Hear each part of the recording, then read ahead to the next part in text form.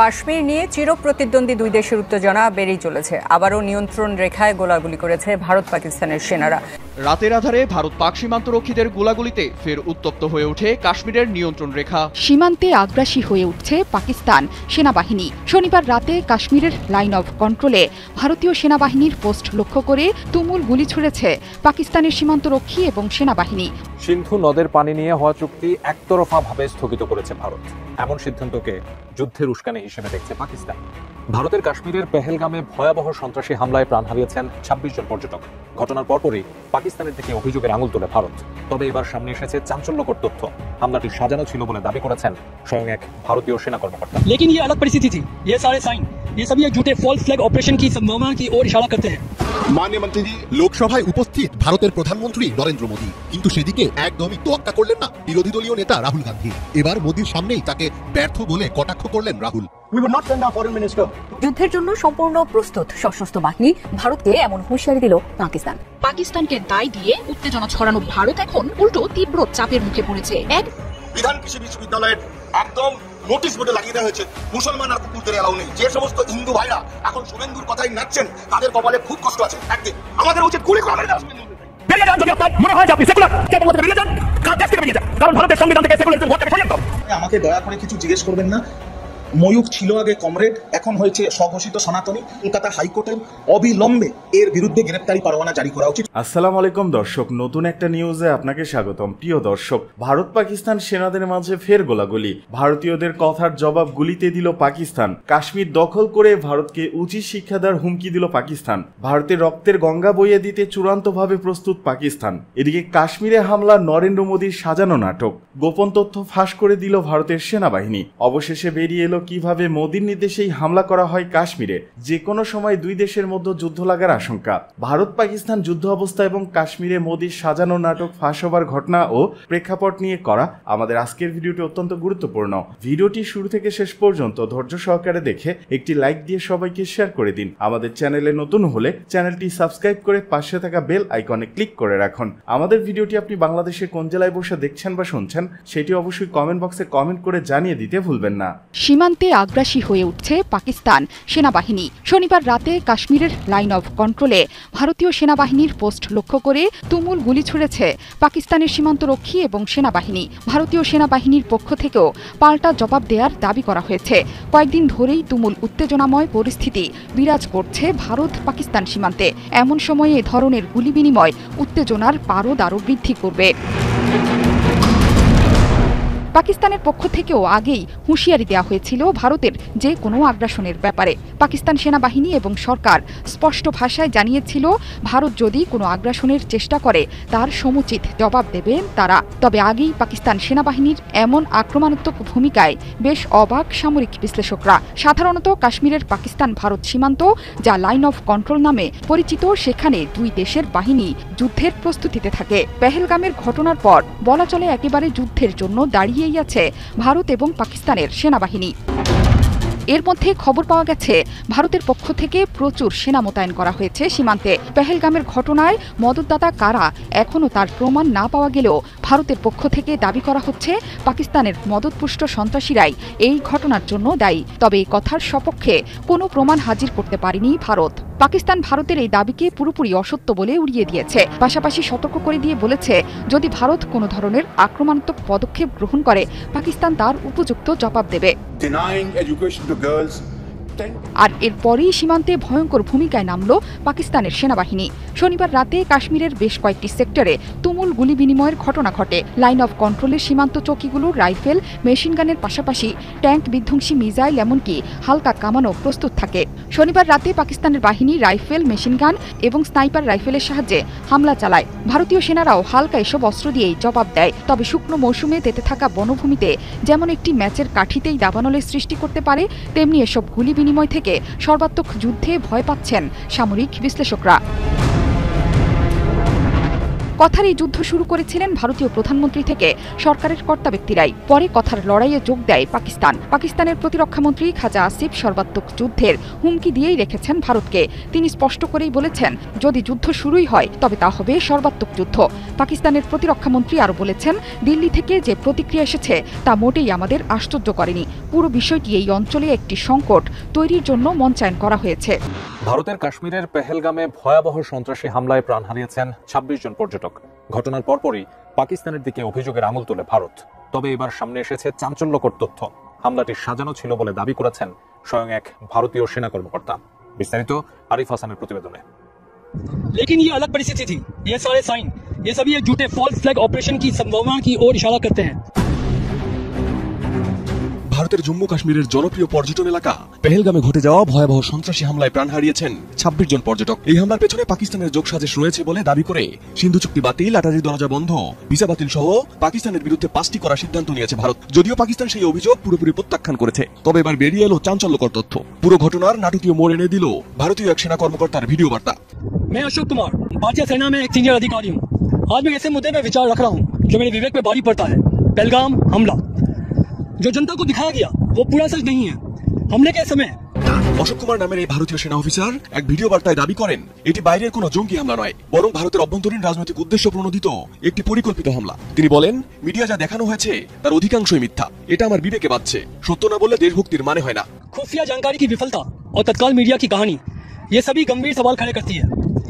अपनी सेवा के वर्षों में मैंने कई ऑपरेशन देखे हैं, लेकिन ये अलग परिस्थिति थी। ये सारे साइन, ये सभी एक झूठे फॉल्स फ्लैग ऑपरेशन की संभावना की ओर इशारा करते हैं। ভিডিওতে আর উঠে আসে, আহত সৈনিকরা দীর্ঘ সময় পড়ে থাকলেও তাদের উদ্ধার করতে কেউ আসেনি। এমনকি কোনো মেডিকেল টিম বা কমান্ডো দল ঘটনাস্থলে যায়নি। তার ভাষ্যমতে পুরো ঘটনাটি পূর্ব পরিকল্পিত ও রাজনৈতিক উদ্দেশ্যে ছিল। एक ऐसा हमला जो बाहर से तो आतंकवाद दिखे, लेकिन वास्तव में अंदरूनी राजनीतिक उद्देश्यों को पूरा करते हैं। सबसे ज्यादा दर्दनाक बात यह थी, ওয়ার অ্যানালিস্ট নামক একটি এক্স অ্যাকাউন্ট থেকে ভিডিওটি পোস্ট করার কিছুক্ষণের মধ্যেই তা মুছে ফেলে ভারতীয় কর্তৃপক্ষ। এমন স্পর্শকাতর তথ্য ছড়ানোর পর ওই সেনা অফিসারের ভাগ্যে কি ঘটেছে সে বিষয়ে কোনো তথ্য পাওয়া যায়নি। कि हमारे सैनिक, हमारे सिपाही जमीन पर पड़े थे और कई घंटों तक कोई नहीं उनको उठाने आया। ना कोई मेडिकल सहायता आई, ना कोई कमांड ऑफिसर आया। ऐसा लग रहा था ये सब कुछ पहले से ही निर्धारित हो। एक सैनिक के रूप में मेरा कर्तव्य सिर्फ सीमाओं की रक्षा करना नहीं, बल्कि सच्चाई की भी रक्षा करना है। धोखे के सामने चुप रहना देशभक्ति नहीं, सच बाहर आना ही चाहिए। অশোক কুমারের কথায় আরো জানা যায়, হামলার জায়গাটি পাকিস্তান সীমান্ত থেকে অনেক দূরে এবং ভৌগোলিকভাবে এতটাই দুর্গম যে বাইরের কেউ সেখানে হামলা চালাতে পারে এটা ধারণা অবাস্তব। এদিকে পাকিস্তানও হামলার পরপরই কোনো তদন্ত ছাড়াই দায় চাপানোর ঘটনায় ক্ষোভ প্রকাশ করে জানায়, এটি ছিল ভারত সরকারের ষড়যন্ত্র যা তাদের উপর দোষ চাপাতে সাজানো হয়েছে। এই ঘটনায় প্রশ্ন উঠছে মোদী সরকারের ভূমিকা এবং কাশ্মীরে দীর্ঘদিন ধরে চলা দমনপীড়নের প্রকৃত রূপ নিয়েও। যুদ্ধের জন্য সম্পূর্ণ প্রস্তুত সশস্ত্র বাহিনী, ভারতকে এমন হুঁশিয়ারি দিল পাকিস্তান।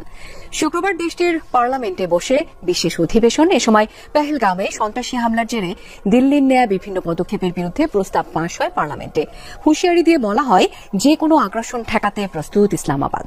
অন্যদিকে পাকিস্তানে হামলার জন্য একাট্টা ভারতের রাজনৈতিক দলগুলো। এই ইস্যুতে কেন্দ্রীয় সরকারকে অনুমোদন দিচ্ছে বিরোধী দলগুলো।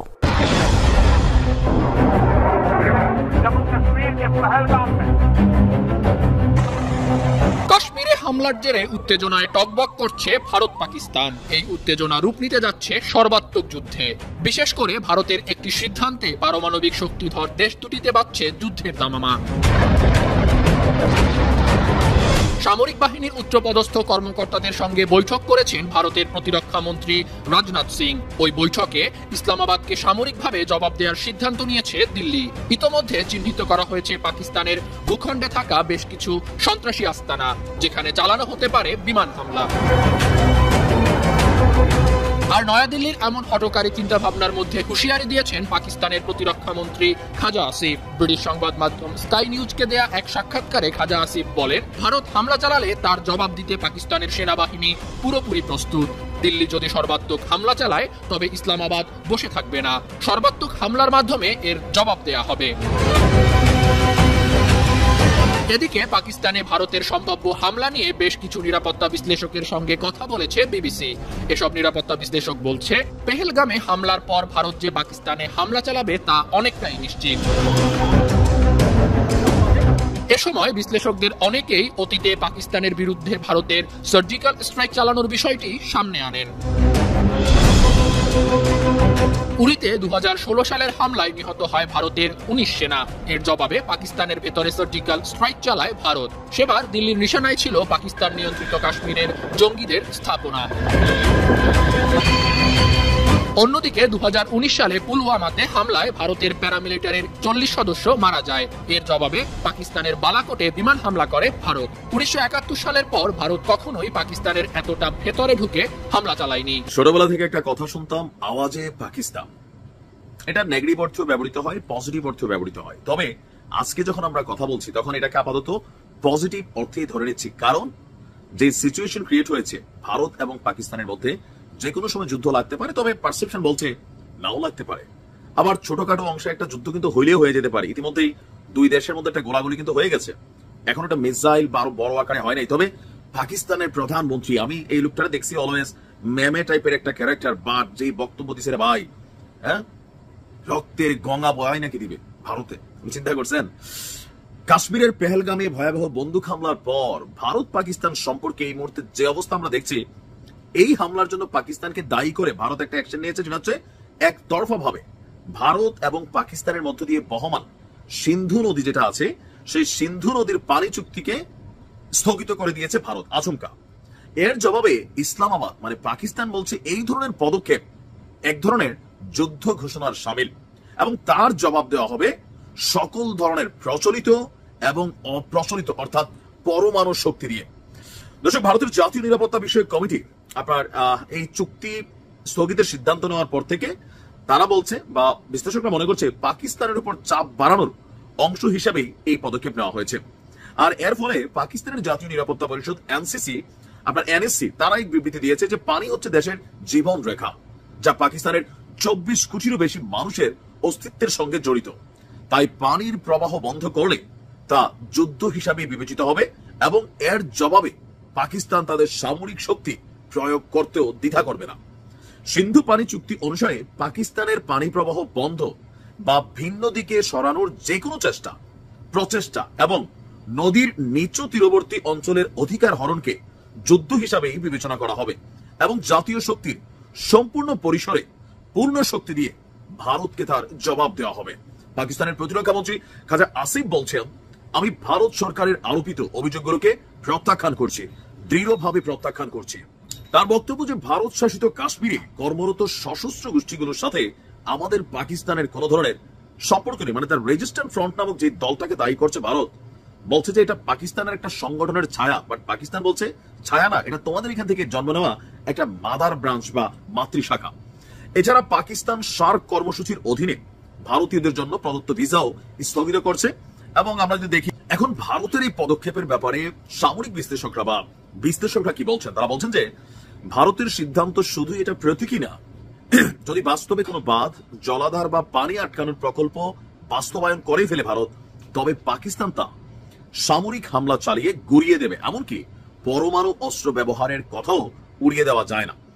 তো প্রতিরক্ষা বিশ্লেষকরা বলছেন আপনার এই মুহূর্তে যেহেতু পানি জাতীয় স্বার্থের অংশ, সো এটাকে হালকাভাবে নিচ্ছে না পাকিস্তান। এবং পাকিস্তানের প্রধানমন্ত্রী শাহবাজ শরীফ তিনি বলছেন যে রাজনৈতিক কৌশল এবং জনমত শান্ত করার একটি প্রচেষ্টা হিসাবে অনেকে এটাকে ভাবছেন, বাট পাকিস্তান সিরিয়াস। তাদের বক্তব্য যে পরিস্থিতি যা, তাতে সিন্ধু নদীর পানির জন্য পাকিস্তান পুরো মাত্রায় যুদ্ধে জড়িয়ে পড়বে, ইহাতে কোন রকম ভুল নাই। ভাবা যায় কি পরিস্থিতি ঘটতে যাচ্ছে। তবে দেখা যাক যে এই বিষয়টাতে পশ্চিমারা অথবা এশিয়া ভিত্তিক কোন দেশ, যাদের দুই দেশের সাথে ভালো সম্পর্ক আছে, কোনো দায়িত্ব নেয় কিনা। কারণ এখানে যে গোষ্ঠীটার কথা বলা হচ্ছে পাকিস্তানের ছায়া, বাট অরিজিনাল পাকিস্তানি সংগঠন না, সংগঠনটা ভারতেরই, জম্মু কাশ্মীর থেকে তৈরি হওয়া বিজেপি সরকারের বিভিন্ন ধরনের সেই কাশ্মীরের 370 অনুচ্ছেদ তুলে নেওয়া আর অনেক কিছু থেকে অনেক মানুষ সেখানে তৈরি হয়ে গেছে। যাই হোক, দেখা যাক কি হয়। ভালো থাকো। সিন্ধু দিয়ে হয় পানি বইবে, না হলে ভারতীয়দের রক্ত, বিলাল ভুট্টোর হুঁশিয়ারি। সিন্ধু নদীর পানি আটকে দেয় ভারতের বিরুদ্ধে কড়া হুঁশিয়ারি দিয়েছেন পাকিস্তান পিপলস পার্টি পিপিপির নেতা বিলাল ভুট্টো। তিনি বলেন, সিন্ধু দিয়ে হয় পানি বইবে, নইলে ভারতীয়দের রক্ত বইবে। কাতার ভিত্তিক সংবাদ মাধ্যম আল জাজিরার এক প্রতিবেদন থেকে এই তথ্য জানা যায়। গতকাল শুক্রবার ভারতের জলশক্তি মন্ত্রী সিআর পাতিল জানান, পাকিস্তানে ভারত থেকে নদীর এক ফোঁটা পানিও যেন না যায় সেই ব্যবস্থা নিচ্ছেন তারা। এই ঘোষণার পর আজ শনিবার এক জনসভায় বিলাল ভুট্টো বলেন, সিন্ধু আমাদের আছে, সিন্ধু আমাদের থাকবে। হয় এটি দিয়ে পানির স্রোত বইবে, নয়তো তাদের রক্ত বইবে। গত 22 এপ্রিল পেহেলগামে ওই হামলায় 26 জন নিহত হন। ভারত এই হামলার জন্য পাকিস্তানকে দায়ী করে বেশ কিছু কঠোর পদক্ষেপ নেয়। পাকিস্তানও পাল্টা কিছু পদক্ষেপ নিয়েছে। এমন পরিস্থিতিতে দুই বৈরী দেশের মধ্যে উত্তেজনা বিরাজ করছে। বুধবার পাকিস্তানের সঙ্গে 1960 সালে সিন্ধু নদীর পানি চুক্তি স্থগিত করে ভারত। যদিও এই মুহূর্তে সিন্ধু নদের পানি প্রবাহ আটকানোর মতো অবকাঠামো ভারতের নেই, তবে পানির প্রবাহ বন্ধ করতে ব্যবস্থা নেওয়া হচ্ছে বলে জানিয়েছেন দেশটির জলশক্তি মন্ত্রী।